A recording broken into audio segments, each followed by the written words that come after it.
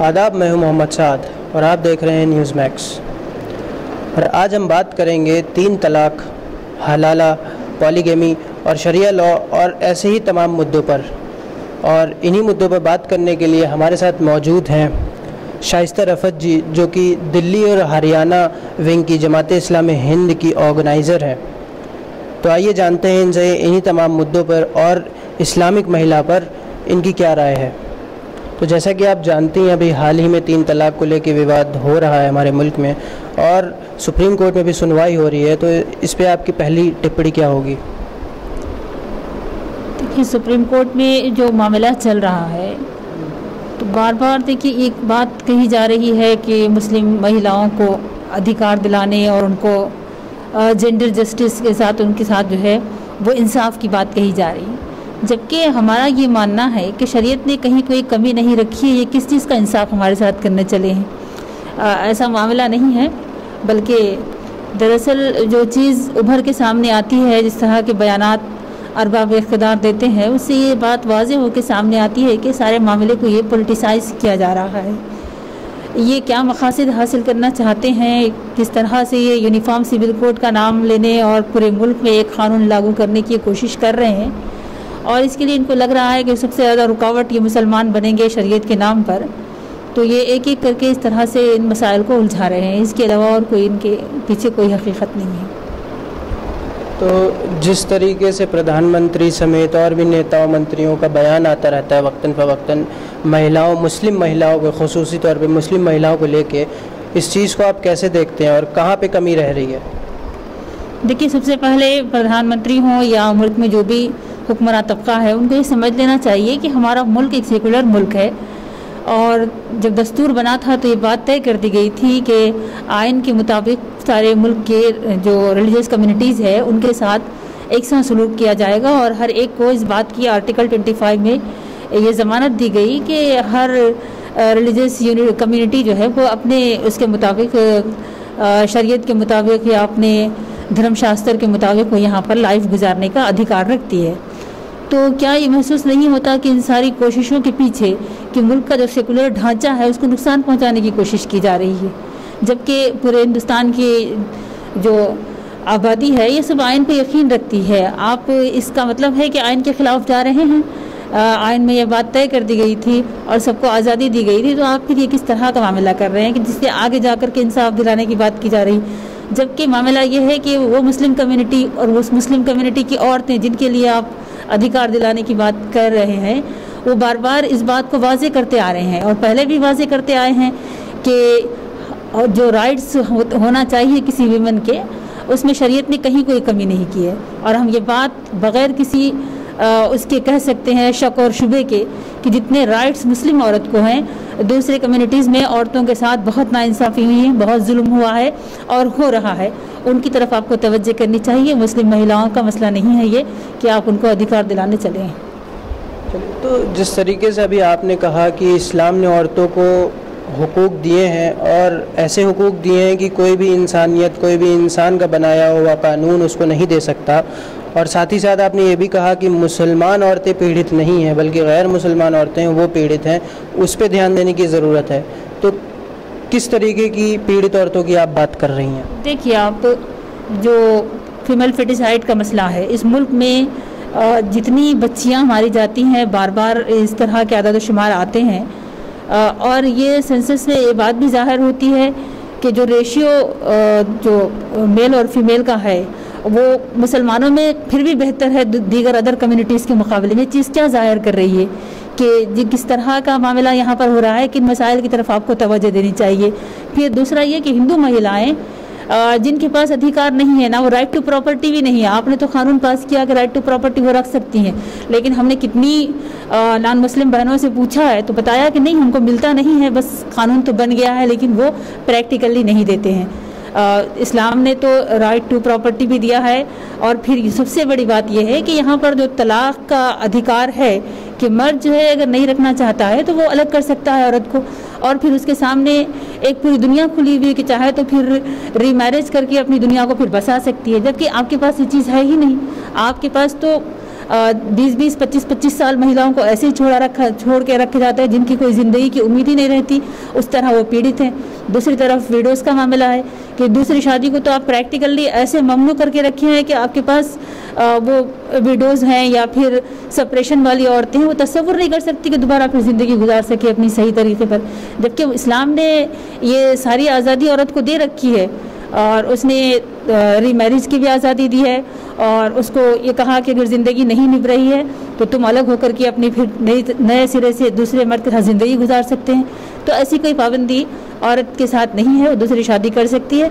ये सारी चीज़ों को उनको स्टडी करनी चाहिए। दरअसल इनके पास कुछ है नहीं और ये इस तरह के बग़ैर स्टडी के इन मसाइल में हाथ डालना चाहते हैं और दुनिया को ये बताना चाहते हैं कि इस्लाम ने अधिकार नहीं दिए हैं और हम अधिकार दिलाने चलें।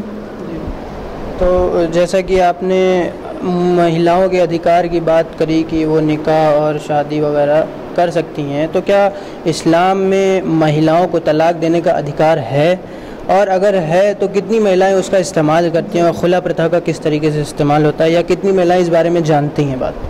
देखिए, इस्लाम में जो कंसेप्ट है निकाह का, वो एक कॉन्ट्रैक्ट है जो मर्द और औरत के दरमियान होता है।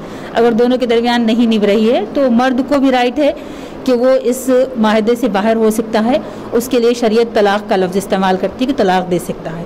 दूसरी तरफ अगर औरत मर्द से परेशान है, वो जुल्म कर रहा है या उसके साथ नहीं रहना चाहती है या उसके जो राइट्स हैं वो नहीं देता है, अपनी रिस्पॉन्सिबिलिटीज़ पूरी नहीं करता है जो ख़ानदान में उसकी होनी चाहिए, तो औरत भी अलग हो सकती है। इसको शरीयत में खुला कहते हैं।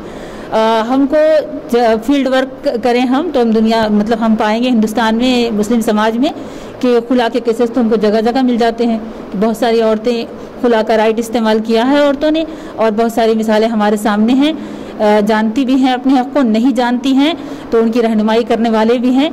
तो इस्लाम ने औरत को ये आज़ादी दी है, लेकिन तलाक़ के केस के मुकाबले में खुला के केसेस हमारे पास ज़्यादा नज़र आते हैं।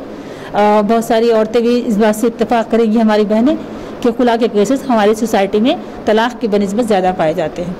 जी, तो ये आपने काफ़ी दिलचस्प बात बताई कि खुला के केसेस यानी औरतें ज़्यादा डाइवोर्स ले रही हैं in comparison to mens, Muslim mens. तो यहाँ पे सवाल ये पैदा होता है कि जब 3 तलाक की बात होती है और ये कहा जाता है कि खाली हिंदुस्तान में ही ये प्रथा चलती है और बाकी मुस्लिम कंट्रीज़ में नहीं है, तो इस बात से आप कितना इत्तेफाक रखती हैं कि बाकी मुस्लिम कंट्रीज़ में 3 तलाक बैन है? देखिए, शरीयत के जो क़वानीन हैं वो शरीयत के क़वानीन अगर दुनिया में सारी दुनिया मिल के भी अगर चेंज कर ले तो ये चेंज नहीं किए जा सकते, इसलिए कि अल्लाह ताला ने शरीयत में तब्दीली का किसी को इख्तियार नहीं दिया। यहाँ तक कि उसके पैगंबर को भी इस बात का अधिकार नहीं था कि वो उसमें इंटरफेरेंस करे या कुछ तब्दीली करें या कुछ चेंज लाएं। तो ये बात तो बिल्कुल हम इसको ख़त्म कर देते हैं कि ये चीज़ है ही नहीं, ये चीज़ हो ही नहीं सकती। अब रह गया दूसरी बात कि दूसरे ममालिक क्या करते हैं, तो ये हमारे लिए मिसाल नहीं हो सकती कि दूसरे ममालिक ने ये किया है। अब तीसरी बात ये कि मुल्क में क्या हो रहा है हमारे पास, तो दरअसल ये बात भी जान लेनी चाहिए कि मामला उतना गंभीर नहीं है जितना गंभीर इसको बनाया जा रहा है, और दुनिया को ये दिखाने की कोशिश की जा रही है कि ये मज़हब इस्लाम के मानने वाले औरतों पर जुल्म करते हैं और उनके मज़हब के नाम पर इस तरह औरतों के साथ नाइंसाफ़ी होती है, जबकि ऐसा है नहीं। 3 तलाक़ शरीयत का एक हिस्सा ज़रूर है, लेकिन तलाक़ का तरीक़ा कुरानी प्रोसीजर है, उसको मुसलमानों को फॉलो करना चाहिए, तो ये कंट्रोवर्सी भी नहीं पैदा हो सकती है और सही तरीक़ा इसकी जानकारी लोगों को होनी चाहिए।